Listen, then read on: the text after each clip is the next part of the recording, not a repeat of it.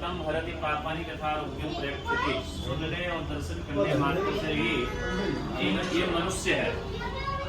मनुष्य का जो शरीर है अति दुर्लभ है। दान दिए धन ना घटे, जो साहे रघुवीर कहते हैं कि तन पवित्र सेवा किए धन पवित्र कर दान। बोले तन ये जो मिला है ना, तो माता पिता गुरु और अपने बड़े जो हैं उनकी सेवा के लिए मिला है। तन पवित्र सेवा किए, तो बोले इसकी पवित्रता कहाँ से? बोले कम से कम ऐसे महापुरुष निश्चित तौर पे आज गौरव भैया का जो घर है, मैं मुंह देखी बात नहीं कर रहा हूँ, उनको प्रसन्न करने के लिए नहीं, हम हमारे पूज्य महाराज श्री गुरुदेव सरकार कहा करते हैं कि स्त्री प्रसन्नम मलमूत्र दानम राजा प्रसन्नम गजभूमि दानम। तो हमें किसी को प्रसन्न करने की आवश्यकता नहीं है, ईश्वर को प्रसन्न करिए। हम आपको प्रसन्न कर देंगे, धन दौलत दे देंगे, महाराज ये भागवत करा देंगे, कथा करा देंगे, महाराज ये ले लो, वो चीजें नहीं है।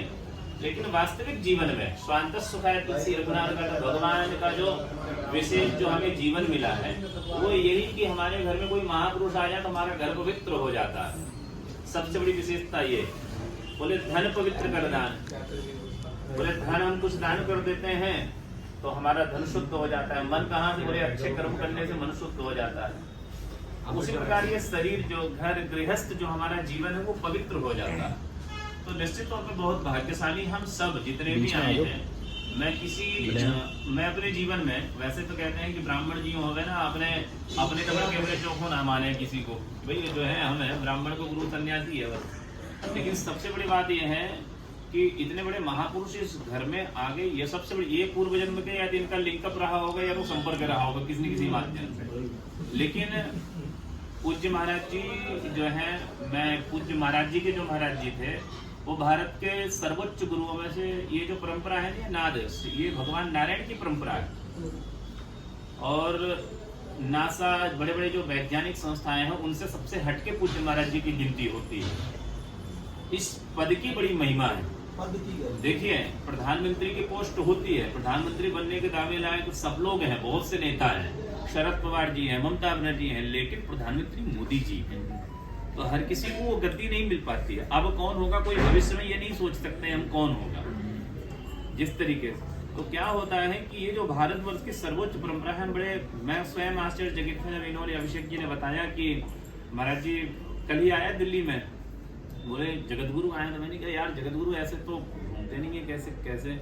मैंने कहा डॉक्टर राघवाचार्य हो सकते हैं, रामभद्राचार्य जी हो सकते हैं। जब इन्होंने शंकराचार्य लिया तो एकदम माइंड हिला। मैंने कहा शंकराचार्य जी, क्योंकि जो पूज्य गोवर्धन पीठाधीश्वर हैं जगतगुरु शंकराचार्य, निश्चलानंद सरस्वती शंकराचार्य, मालूम है नासा के बड़े बड़े वैज्ञानिक उनको पूछते हैं, तरसते हैं कि महाराज कुछ बोलो आप। इतने बड़े भारतवर्ष के विद्वान हैं, 90+ है वो। दूसरा भारतीय तीर्थ शंकराचार्य जी महाराज, जो श्रृंगेरी पीठ है भारतवर्ष की, चार में से दूसरी पीठ वो है। तीसरी पूज्य महाराज जी आए हुए हैं। चौथी पीठ इन्हीं के ही गुरु भाई पूज्य अभिव्यक्तेश्वरानंद जी महाराज जो ज्योतिष पीठ में है। वो ज्यादा इंट्रोड्यूस और पब्लिक मीडिया सोशल में थोड़ा सा ज्यादा रहते हैं। पूज्य महाराज जी तो थोड़ा अभी क्या है कि अभी 2 वर्ष ही हुए हैं महाराज जी को जगत गुरु पद पे आए हुए। पूज्य महाराज स्वरूपानंद जी क्या है, कोई सामान्य स्थिति, साक्षात भगवान के ही ये जो परम, मैं आप लोगों को बता रहा हूँ ना, क्या होता है सनातन धर्म में हम लोग अभी केवल चुटपुटिए या वैसे ही, मतलब शब्द ऐसा नहीं लीजिएगा लेना, मतलब ऐसे लोगों से हम जुड़ के रह गए हैं। हम कभी अभिलाषा या मन में भावना या विश्वास ऐसा प्रकट नहीं करते हैं कि भारत के सर्वोच्च गुरु कौन है। हम कहते हैं supreme of court of law, मतलब हम ये समझते हैं कि हमारा मतलब हिंदुओं का भाई लॉ है, संविधान है। लेकिन संविधान से बढ़ के अगर सर्वोच्च गुरु यदि कोई है, ये महापुरुष हैं। इन महापुरुषों को साल भर में एक बार दर्शन जरूर करना चाहिए। क्योंकि ना सारे तीर्थ पार गंगा सागर है एक बार, तो जैसे तीर्थ है वैसे धाम है, 4 धाम, मतलब भारत में 4 प्रमुख पीठ है। प्रमुख पीठों में पूज्य महाराज जी हो गए जो अधिष्ठात्री गद्दी के हैं। इनका दर्शन करने का ही जीवन धन्य हो जाता है। ऐसे महापुरुषों का, ऐसा मैं नहीं कहता हूँ, आप दुनिया के किसी कोने में किसी समाज के किसी भी विद्वान शास्त्री ज्योतिषी या पढ़ा लिखा जो प्रवक्ता होगा, कथावाचक होगा, सब आपको यही चीज बताएंगे कि सनातन की सर्वोच्च परंपरा का कोई संवाहक होता है तो वो शंकराचार्य होता है। आप धर्म को प्रतिपादन करते हैं, धर्म प्रोज्जित कैत्रवोत्रवो निर्मत्सराणाम दतः, अर्थात धर्म को प्रतिपादन कौन करता है? बोले आद्य गुरु शंकराचार्य करते हैं। भगवान शंकर जो है नारायण की परंपरा है, और पूज्य ब्रह्मानंद सरस्वती शंकराचार्य जी, उसके बाद उनके शिष्य हैं शांता शांतानंद जी के बाद फिर पूज्य ये क्या बोलते हैं, आप नाम सुने हो, जो रविशंकर जी के जो गुरु जी थे Maharishi Mahesh Yogi, Shri Shri art of living के जो संस्थापक है रविशंकर जी, उनके भी गुरु जी कौन थे बोलते महर्षि महेश योगी थे। महर्षि महेश योगी पे इंदिरा गांधी ने बैन लगा दिया था इंडिया आने पे, डेड बॉडी आई थी हॉलैंड से उनकी। तो ये लोग क्या है कि बड़े सिद्धियां पूज्य महाराज जी के जो परबाबा जिसे कहना चाहिए, परबाबा गुरु जी, दादा दादा परदादा, वो महापुरुष हैं, वो परंपरा है, उसके संवाहक हैं। ये साक्षात नाद मतलब नारायण की परंपरा है। नारायण का आप लोगों का कोई गुरु नहीं, साक्षात नारायण है। ऐसी परंपरा में हम लोग जुड़ रहे हैं, हम लोग जान रहे हैं, ये बहुत बड़ी विशेषता है। और जन जन में इस चीज को प्रचार प्रसार भी करना चाहिए। जैसे माताएं हमारी बैठी हुई हैं, अब माताओं को क्या है, आज का भारत में ये तो खोजना नहीं चाहता। हर आदमी बिजनेस व्यवसाय में बिल्कुल जकड़ के बैठा हुआ है कि कहाँ देखे, कहाँ तीर्थ, कहाँ धाम, कहाँ चारों मठ, कहाँ घाट, नहीं, आई डोंट नो, मतलब वो व्यक्ति वहां तक नहीं पहुंच पाता। लेकिन ये अगर हम लोग ऐसा ही प्रयास कर लें, समाज के जो विशेष जिनको इन सब चीजों से मोह माया, इन सब चीजों से अनुरक्ति है, विरक्ति है, जिनको कुछ नहीं लेना है, जिनका सिर्फ है यतो धर्मस्ततो जय, जहाँ धर्म है वहां जय है, उन लोगों को निश्चित तौर पे बुलाना चाहिए। और आज ये संदेश जन जन में जाए तो कितनी बड़ी सौभाग्य की बात है, बहुत बड़ी सौभाग्य की बात है। तो हमारी तो ये इतनी बड़ी परंपरा के पूज्य महाराज जी आ गए हैं निश्चित तौर पे, और साल भर में 2 साल में सबको प्रयत्न करके ऐसे महापुरुषों को लाना चाहिए समाज में। और खासकर इस क्षेत्र में लेके आए हैं ना, तो ये बहुत बड़ी उपलब्धि है, ये मुंह देखी बात नहीं, बहुत बड़ी उपलब्धि है। कारण ये है कि हमारे सारे सनातनी जुड़े तो सही ऐसे महापुरुषों के चरणों में। आज यहाँ ये रोड के उस पार अगर हम देखते हैं दृष्टिकोण अपने विवेक से, देखिए क्या स्थिति है यहाँ समाज। तो कम से कम छोटा सा ये आयोजन है, इतने बड़े बड़े लोग, आप लोग सब लोग जुड़ गए हैं, एक झटके में आ गए हैं। हो सकता है आपके गुरु अलग हो, लेकिन उन गुरुओं के भी महागुरु हैं पूज्य महाराज जी। ये बात ध्यान रखिएगा, ये हम बहुत बड़ी बात कह रहे हैं। ये हम इसलिए कह सकते हैं कि हमारे अंदर कोई ऐसी लालसा, ऐसी कामना नहीं है, स्पीच देने के लिए नहीं आए थे, हम तो केवल महापुरुषों के दर्शन करने आए थे। लेकिन मुझे लगा कि ये बात अगर आज हम नहीं कहेंगे समाज के बीच में, लोग समझेंगे नहीं, जानेंगे नहीं। कोई कहते हैं ना कि ये चीज बात कहनी चाहिए समाज में, जो है उनको कोई पूछ नहीं है, जो ज्ञानी है उनको कोई नहीं पूछ रहा। विद्वत् पंचा नैव तुल्यं कदाचन स्वदेशे पूज्यते राजा विद्वान सर्वत्र पूज्यते। होता क्या है कि आजकल अविद्वान की ज्यादा पूजा हो रही कलयुग में, और जो विद्वान है वो या तो किसी कंदराओं में बैठे हुए हैं, या तो उसके ज्ञान को कोई सुनने वाला नहीं है। अब पहले सोशल मीडिया हुआ नहीं करते थे, बड़े विद्वान सीमित रहते थे, अपनी परंपरागत अपनी विद्वान, अपनी संस्कृति, वेद पारायण, निष्ठा, गायत्री जाप, मठ मंदिर वहीं तक सीमित रह गए। अब सोशल मीडिया आई थोड़ी सी, सोशल मीडिया सक्रिय, आज हर आदमी सक्रिय है। जो अंगूठा छाप भी था वो भी सोशल मीडिया में। भाई समाज को सबको एक दायरे में लाके खड़ा कर दिया कि आजकल सब उसी से ही काम होगा, पेमेंट से लेके सेवा से लेके सारा सब चीज। तद्वारा धीरे धीरे जागरूक हो गया है, शिक्षित हो गया है सब। तो हम लोगों के लिए बहुत बड़ी उपलब्धि है, और मैं तो करबद्ध निवेदन करूंगा गौरव भैया से भी और आप सब से कि पूज्य महाराज जी का जो चातुर्मास्य होता है, तो कभी दिल्ली में हो चातुर्मास, गौरव भैया महाराज जी का कभी चातुर्मास अगर हो, अगर महाराज जी की आज्ञा हो तो कभी दिल्ली में रखिए, ताकि सनातनी जितने हैं ना, आपके पास पता है कितनी बड़ी पावर आ गई है आज, बहुत बड़ी शक्ति, कि धर्म ध्वजा को आप साक्षात अपने घर में लेके आ गए। ये छोटी बात नहीं है।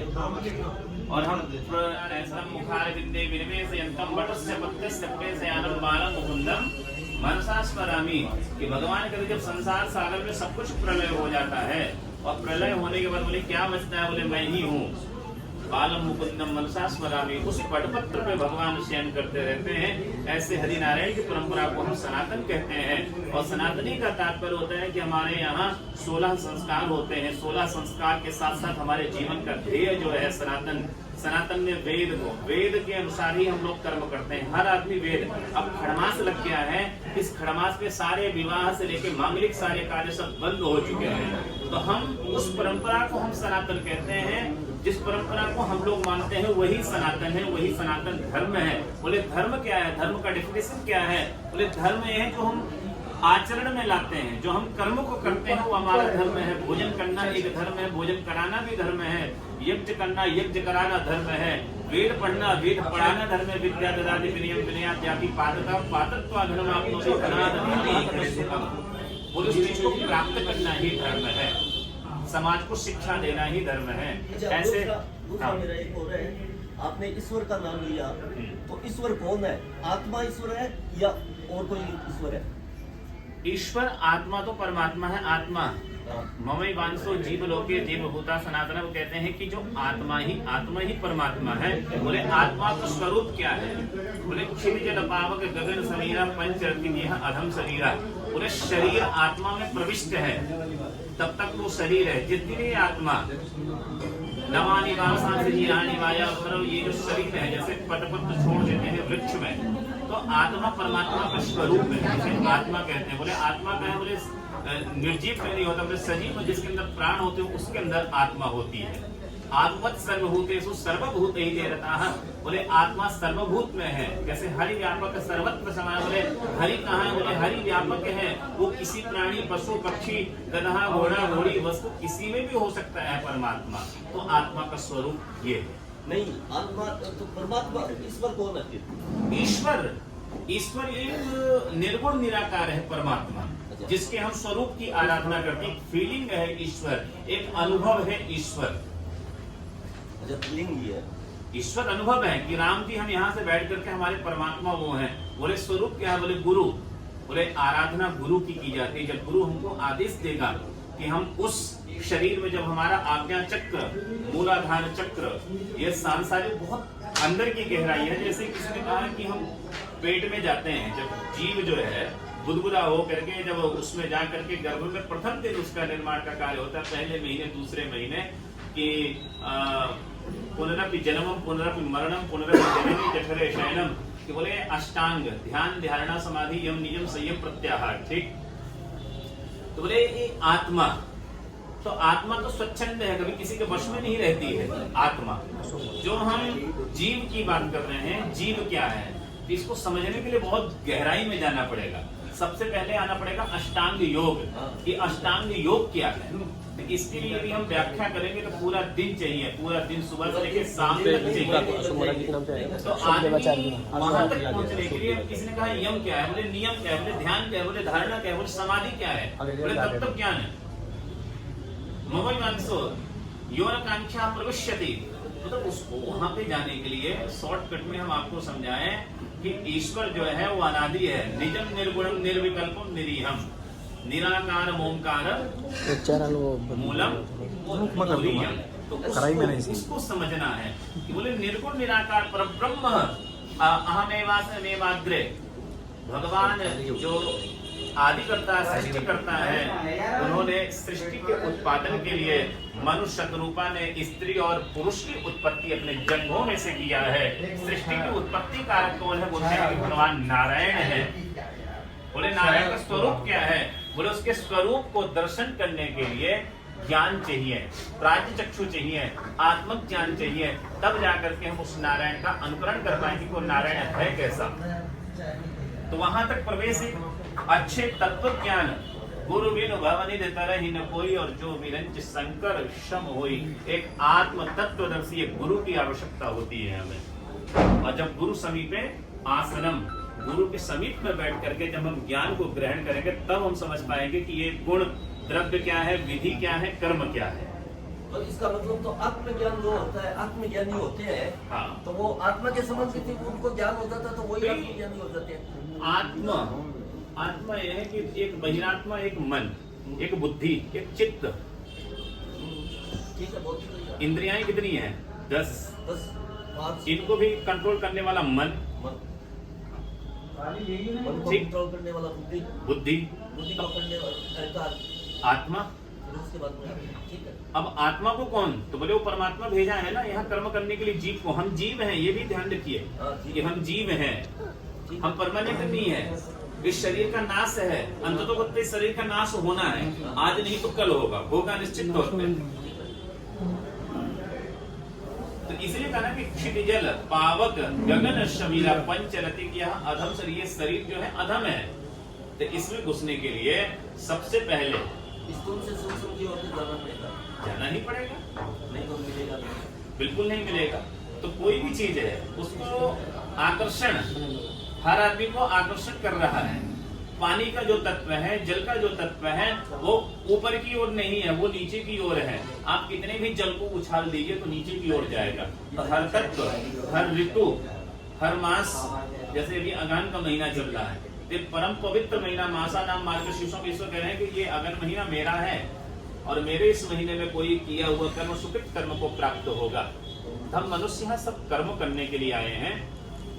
श्रद्धा वाचा मनसा कर्मणा, वाणी से कर्म से जो ईश्वर है वो अनुभव है कि हमने भोजन कर लिया है, भोजन का ये स्वरूप था, बोले इसका गुण क्या है, रज सम और तम, ये द्रव्य हमें प्राप्त हो गए। पृथ्वी के तत्व, अग्नि के तत्व, वायु के तत्व, आकाश के तत्व। अब ये जो मैं बातें कर रहा हूँ तो हो सकता है किसी को समझ में आ रहा हो, किसी को, आप तो इंटरेस्टेड हैं, आप तो खोल रहे हैं महाराज कुछ बताते चलो, लेकिन हो सकता है इतनी गहराई में नहीं जाना। बोले महाराज राम राम बता दो, बस उतना ही है, इतना हम नहीं समझ पाएंगे।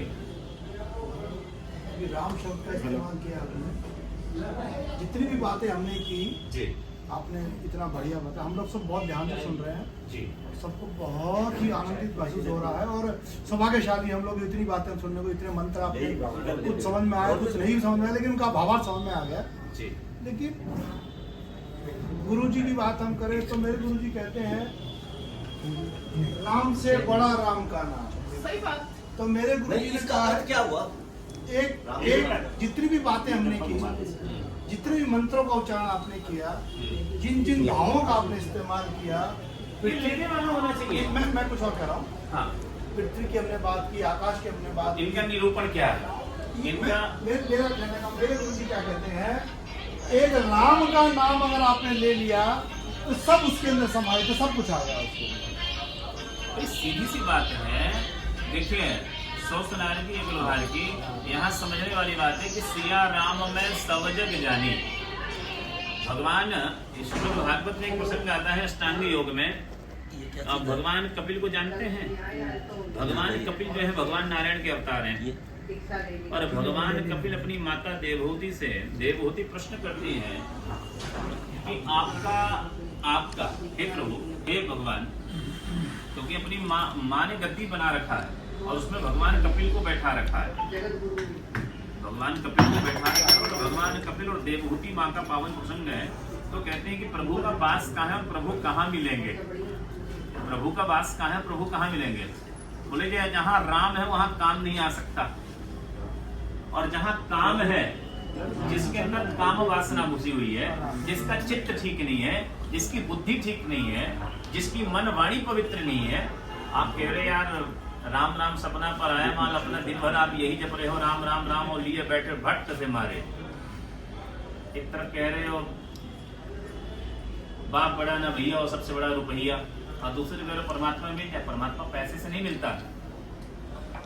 अगर ऐसे परमात्मा मिल जाए, ये तो एक व्यवस्था है। अगर मंदिर में भी दर्शन करने है तो वीआईपी लाइन में लग जाओ, एक व्यवस्था है ये। क्या ये व्यवस्था ये कहती है, क्या ये व्यवस्था में सिखाती जो है? आत्मज्ञानी है, आपका भी क्वेश्चन बहुत लंबा हो जाएगा। जो आत्मज्ञानी है, जो स्वविवेकी है, एसाम न विद्या न तपो न दानम, ये शायद सब जानते होंगे। एसाम न विद्या न तपो न दानम, न ज्ञानम न शीलम न गुणो न धर्मः, तेमत्त लोके भुविभान भूताः मनुष्य रूपेण। ये मनुष्य, मैंने कहा कि मनुष्य की योनि क्यों दिया है परमात्मा ने? बस यही समझने की बात है कि हम आए किस लिए हैं यहाँ पे। किसी ने कहा साहब हमें माँ बाप ने जन्म दे दिया, हम क्या करें, और वो बिजनेस चला दे तो बैठ गए, हम भी लाला जी बन गए। बोले साहब क्या करें? बोले शादी कर दी, बच्चे पैदा हो गए, बोले अब बच्चे पढ़ाने लग गए, सही उम्र हो गई, साल की तरफ पहुंच गए। बोले इससे आगे तो हमने देखा ही नहीं। बोले जगत गुरु तो आज हमने देखा है, इतने सालों में हमने जगत गुरु को देखा है। बोले हम तो जानते नहीं जगत गुरु का मतलब क्या होता है, शंकराचार्य का मतलब क्या होता है, कोई बता दे?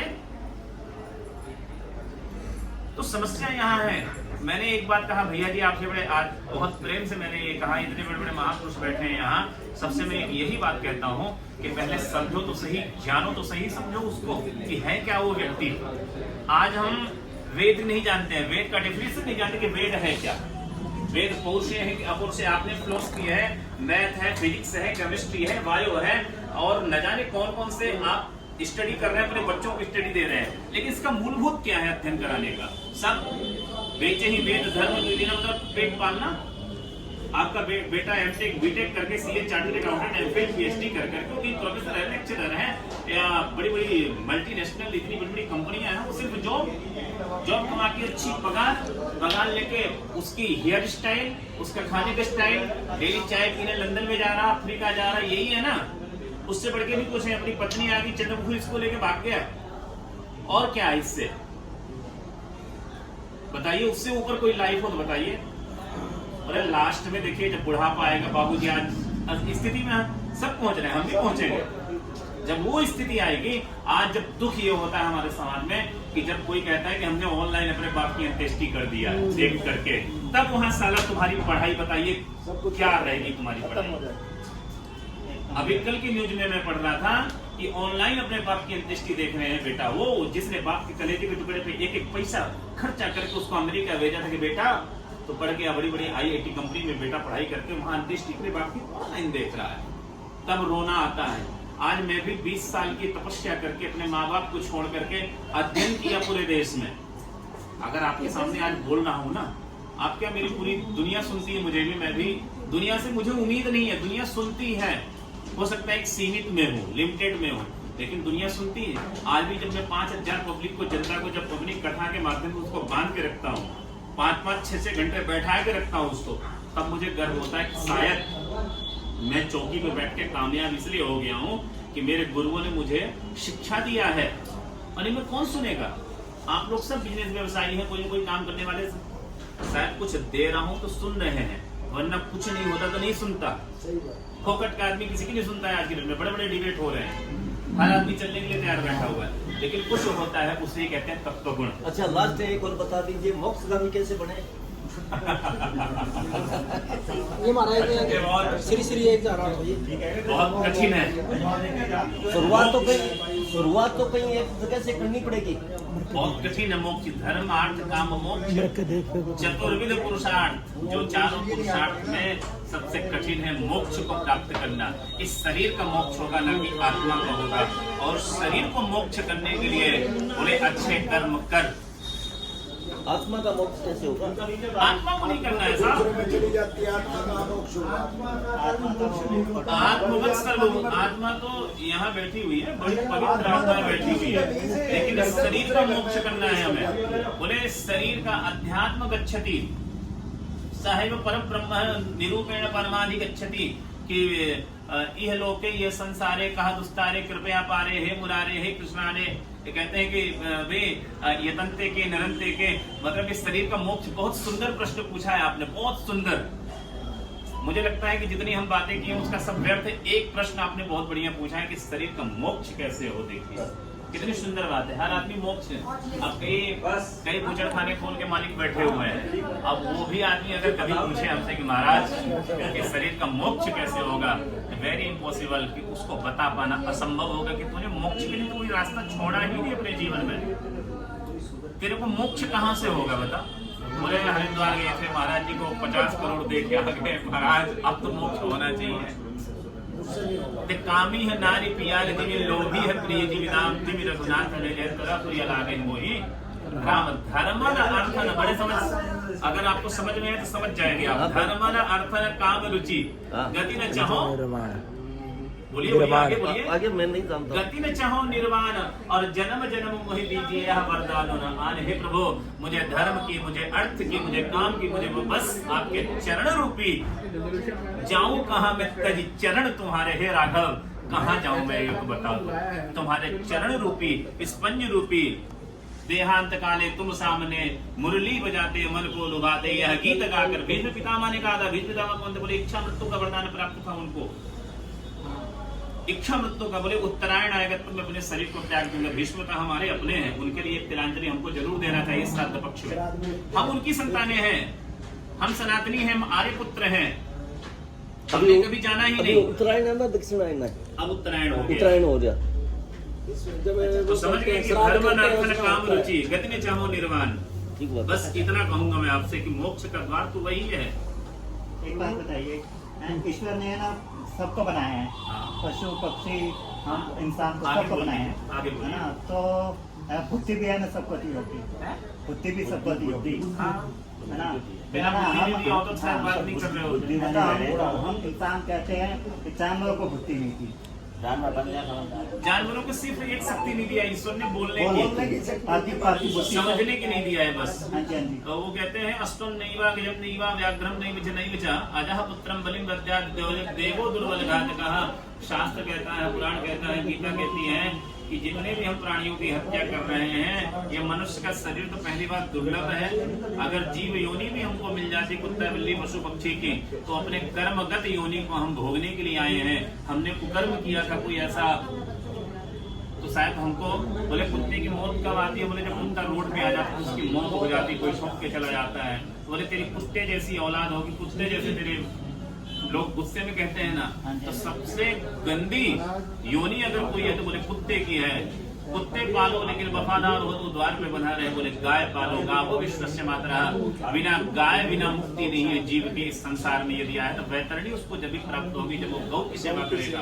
सब चीजों का निचोड़ ये है, सब चीजों का निचोड़ ये है महाराज जी, पानी पिलवाइए। सब चीजों का निचोड़ ये है जो अपने पिता को, वो चिल्लर कहाँ, जो अपनी माँ को सब कुछ मानता है, जो अपने पिता में सब कुछ देखता है, किसी चीज की आवश्यकता भैया जगतः पितरौ वंदे पार्वती परमेश्वरा। जगत के माता पिता तो भगवान है ही। और पूज्य माता पिता को देखो इस संसार के प्रत्यक्ष देवता है। मातृ ऋण देव ऋण पितृ ऋण, लेकिन इसका ज्ञान कहाँ जाएगा भैया जी। महाभारत कभी आपने खोल के पढ़ा? गीता में कितने श्लोक है बताइए? शकृत गीतां वसिस्नानं संसार मलनाशनं। गीता सुगीता कर्तव्या किमत्रैः शास्त्रविस्तरैः या स्वयं बलवनावस्य मुक्तवाद विनिश्चितः। गीता क्या है? बोले शकृत गीतां वसिस्नानं संसार मलनाशनं। ये बताइए इनका कहाँ जाएगा? जब आपने एक तत्व बता दिए, बोले सबका तत्व तो यही है, लेकिन ये बेचारे तो मर जाएंगे। कौन पढ़ने वाला है बताइए? 18,000 भागवत में है, 700 श्लोक गीता में। तो मेरा दोनों तरफ से समझाएगा बस, मतलब ये होता है। श्री रामचंद्र की जय हो।